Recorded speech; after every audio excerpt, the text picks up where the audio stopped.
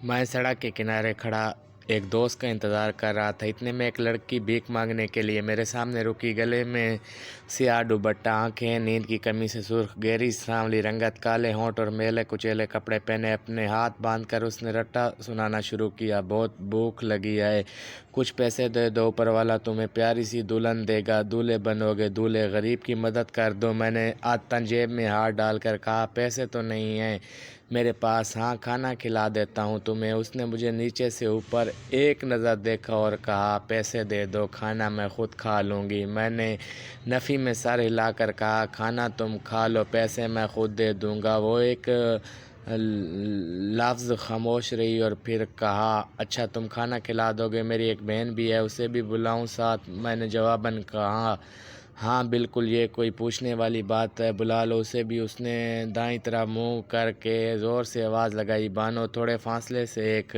6-7 साल की बच्ची लोगों के दरमियान से बचती बचाती हमारे पास आ गई। उसने मेरी तरफ देखकर बच्ची के सर पे हाथ फेरते हुए कहा, आओ बानो, खाना खिलाऊं तुम्हें। हम पास के एक होटल में गए और खाना लगाने का कहा। खाना खाते हुए मैंने लड़की से सवाल किया, क्या तुम्हारा दिल नहीं करता तुम घर बसाओ, अपनी बहन को अच्छा रहन सहन दो? उसने नवाला बच्ची को देते हुए हंस कर कहा, और ये अच्छा घर, ये अच्छा रहन सहन एक भिखारन को देगा कौन? बहुत लोग हैं, तुम भीख मांगने से बेहतर है किसी घर में काम कर लो। मैंने जवाब दिया, ना घर में काम करने की बद्दुआ ना दो मुझे, मेरी अम्मी ने यही गलती की थी, तब भी मैं और मेरी बहन आज सड़क पर हैं और अम्मा वहाँ पास के कब्रिस्तान में पड़ी हैं। उसने पानी का एक घूंट पिया और कहा, किसी घर के मालिक की नाजायज़ औलाद हूँ मैं और मेरी बहन। उसकी आंखों में आंसू थे। उसने ठंडी आह भर कर कहा, मैं नहीं चाहती मेरी औलाद भी मेरी तरह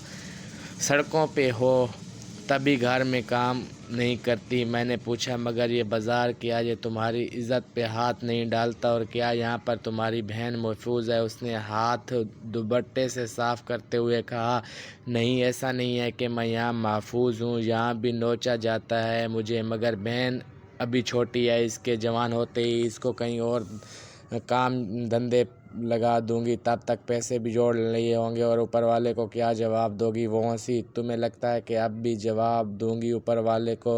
मुझे पैदा ऊपर वाले ने किया, मगर मेरी सरपरस्ती जिसको करनी थी वो अयाशी समझ कर भूल गया मुझे। क्या वो जवाब नहीं देगा ऊपर वाले को? मेरी माँ आंतों के दर्द से मर गई, अस्पताल में किसी ने मुझे दाखिल तक होने नहीं दिया। क्या वो जवाब नहीं देगा ऊपर वाले को? उसके लहजे में सख्ती थी। उसने मेरी तरफ उंगली करते हुए कहा, तुम मर्द, जवाब दे हो ऊपर वाले को, तुम्हें हमारी सरपरस्ती सौंपी गई है ना, तुम्हारा बनाया हुआ है ये मुआशरा, तुम जवाब दोगे ऊपर वाले को? एक कमज़ोर लड़की, ये ऐसी नौबत आई कैसे कि वो अपना जिस्म बेचकर पेट पालती रही अपना? तुम ऊपर वाले को जवाब दोगे कि तुमने एक कमज़ोर लड़की को क्यों लूटा?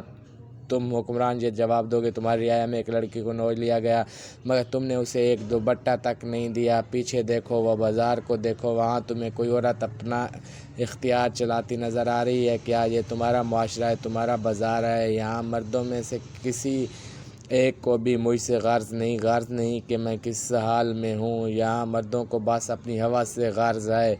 जानते हो तुम मर्दों के इस माशरे का क्या असूल है? औरत हूँ और घर से बाहर हूँ, तुम नोच डालते हो उसे। उसने इशारा करते हुए कहा, वो बारी भिखारी देख रहे हो तुम, वो नमाज के वक्त जाकर नमाज पढ़ता है। जानते हो क्यों? क्योंकि वो मर्द है, वो आज़ाद है। मैं एक बार मस्जिद में गई, अव्वल तो मुझे अंदर नहीं आने दिया, ज़ोर ज़बरदस्ती से अंदर चली गई तो बस परस्तों की एक भीड़ मेरा अंग अंग देखने को मस्जिद तक आ गई। मैं सुकून से नमाज तक नहीं पढ़ सकती, और तुम कहते हो मैं क्या जवाब दूंगी ऊपर वाले को?